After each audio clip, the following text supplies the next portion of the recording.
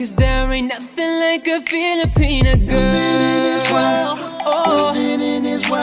So mao na ni guys, ako na ipakita kung giunsan ako pagbuhat ang outfit sa akong anak nga gisuot niya for lakambini. So nahaw na ko ning sa iyang tops, ang iyang tube. So inani lang guys, nagkat na ko diha og tela nga base sa sukod nga gikuha nako sa iya, syempre. Og kay ato man ang idouble, so ako anang gitahi diha ang bali duha ka sukatan na siya nga gikat na to sa tela kay nipis ra pud kaayo kung isa lang ang imuhang gamiton. So ako nagbutang na kog marks diha kay mao na nga to ang bangagan unya para sa likod sa iyang strap. So inaana lang guys, tahion lang siya and then magbilin pud ka dihag bangag kay para inigbali nimo di po na lisod kay syempre sa sulod man na ang tahi no. So ato ginang balihon. So inigbalian na. So maghimo na pud ta og strap ana para sa iyang likod. So nagatingala mo guys nga permente ingon ana akong ginabuhat sa iyang tops kay di ko naga zipper kay mas ganahan magugugin ana kay napod siya style and nindot siya tan-awon sa likod and dali lang pud siya buhaton so di na siya langay gyud.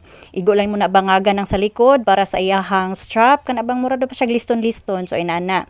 O after ana so nagtahi ko og para sa liston-liston niya or sa strap sa iyang likod. Og imo po nang bana-banaon nga sakto pud na sa iyahang likod kay ato man ang i-XX unya pagsulod sa mga bangag nga atoan nang gibuhat dito sa tela. So dali lang gyud na kayo guys, inana lang after nimo tahion, balihaw na day nimo. So ina mura na gud kang nagbalig tinae diha o ana ra. Dali ra gyud na kayo. Hindi tama-tamaon ra pud nimo kadako kay syempre pila ra pud nang bangag nga imo ang bangag da sa likod no, di pud na malusot. So inana ra porte rang jung dali guys. Nya ang pagbangag pud sa likod tama-tamaon pud nimo ang kalagyo nga masukod pud na siya sa iyahang likod nga iniglak nimo maabot pud sa hawakan and close gina siya. So inani ng kalabasan guys, o diba? Pero lang yung dali After sa iyang tube nga ato ang gibuhat, so diri na punta sa iyang sayang nga perting bukaras. So sa mga nangutana giunsa nako, so inani guys.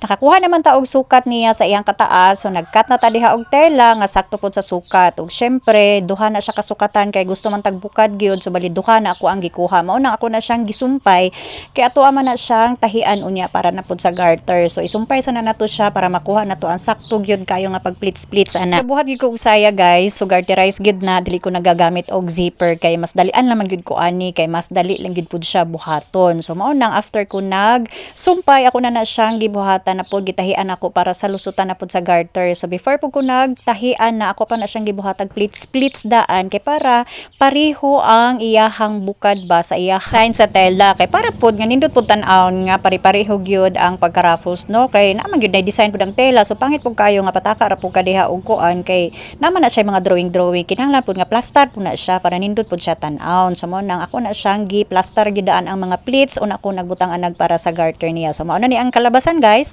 Og sa mga notana nga giunsan ako pagpabukad, so ang among gigamit is katong last niya nga sayal sa ihang Ariel. So mao na among gibutang sa sulod, gisapaw lang na nako para nga mas mubukad gid siya kay langay naman kung maghimo pa tagpabukad nga bag-o.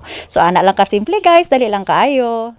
Og syempre ang iyahang sleeve nga ato ang gibuhat para magmukha gid siyang Filipiniana gyud no. So mao ni nga ako ang gibuhat. So nagtan-aw lang gid kog tutorials sa ani sa YouTube guys. Daghan kay nga tutorials kung gusto mo dali lang gid kay siya sundan. So nagkuha lang ko diag sukat base sa tan-aw na ko sa tutorials kay lisod man gid kayo ako gyud nang gimata-mata matay lisod jud kaayo. So mao nang nagtan-aw gid ko kung giunsa siya step by step. So ako lang gisundan. So nagkuha lang tag sukat diha ingon ana and then butangan na siya og tela and then pagtahi ana palibot. So automatic na gid na siya nga mabuo na dayon ng ingon ana nga porma.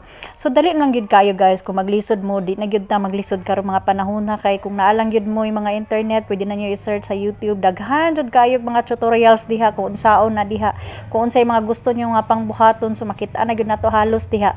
So mao nang nisundog lang ko kay medyo dinalian na jud lagi na so mao nang ako na lang gid nang gisundan katong mga gitudlo diha sa YouTube nga ako ang nakitaan. So inana lang man siya dali lang man maghimo lang kag pattern and then imo lang nang i-plits diha and then itahi lang siya.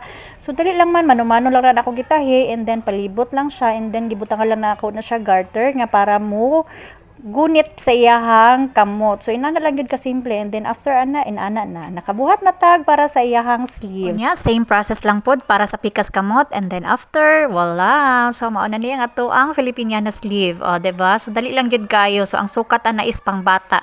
So naapoy pang dagko ana guys. Panan-aw lang gid mo daghan kay mga tutorials ana. So inana na siya ang porma og mao na ni ang kalabasan sa ato ang gihimo nga outfit. O diba? So kanang ribbon nga nasa yang atubangan ako ala nang additional kay para lang nga naa siya murag view po di sa tubangan and then dali lang pud kay pagbuhat ana magtahi lang kag tela and then lang siyang murag ribbon and then ikabit sa saya and mao na siya.